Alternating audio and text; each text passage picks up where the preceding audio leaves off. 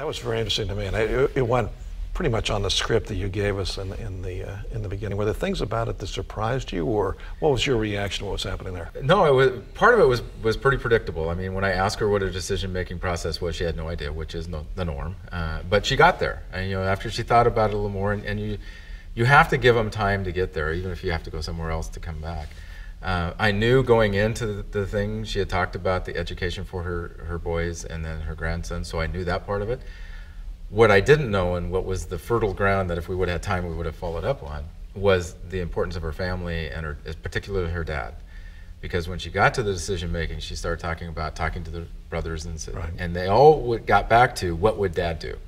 And that's a fertile ground. We didn't have time to deal with it then, but that would be a fertile ground to talk about. Often we do planning, we look for the gaps and the needs and then quantify and all that. But there are also points of passion and that drive the whole thing. Did you notice points of passion that you could build on? Oh yeah, and I didn't get there, but when she started talking about the difference that is made in her boys, the Jesuit education, and we didn't even talk about Jesuit. I mean, it's not just private education, it's Jesuit education. So if we would have had time, we would have talked about the difference in Jesuit and what that means to her. And then again, tying that back to the uncles, because she also talked about all the different people who had Jesuit educations in her family. And again, this goes back to setting the value. To her, I just asked one question about what's the value to her, and it was continuing the tradition kind of thing. There's way more than that. And we would have gotten down to something that we can analogize into money. Because if you can get to the point where they tell you, this is what it's worth to me, now when you quote a fee, the fee is irrelevant. If you don't get there, the fee is an expense, and you got to justify the expense. When she began to talk so passionately about her family traditions, and they were clearly Jesuit, more Jesuit, right? I'm not Jesuit, by the way. That's what I wanted to ask you. And you were going with her in that direction because she wanted to go. And if you had more time, you probably would have gone even deeper to confirm it and build that flame. Do you find it difficult as you work with people from different traditions and you begin to get that flaring up of something deep in them, something they really care about? Do you find that difficult to go to so many different places given how diverse this country is in terms of its traditions?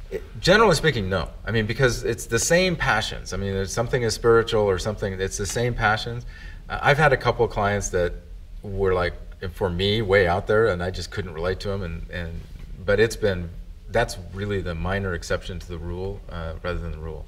For most people, when you get to, this is the passion, and it'll boil down to making a bigger difference in their lives or their faith or something like that. And the fact that I'm not Jesuit didn't impact that at all. Let me ask you another question. You described yourself, I think, as a recovering attorney, but you still are practicing, right? You're still practicing. That's your pay point, so to speak, in this interview.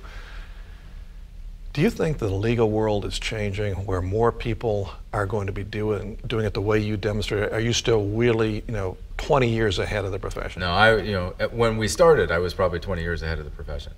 But the profession has become so commoditized, and part of this is the internet. It's like, anybody can get on the internet and get any of the legal forms that we had before.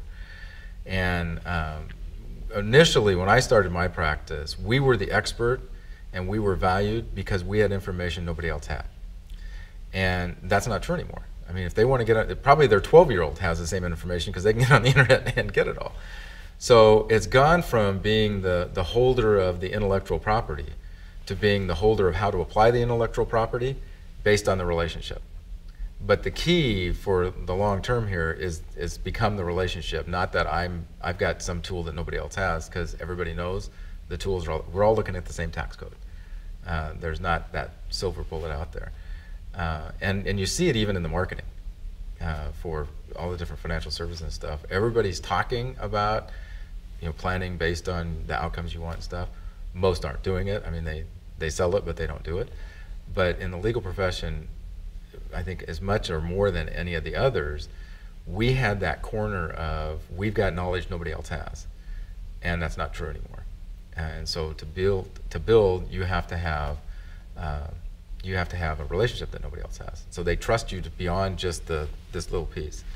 I think the other thing is with the shift. I was part of back when National Network of Estate Planning got started and all that in the late '80s, with the shift from wills and probates to trust and trust administration.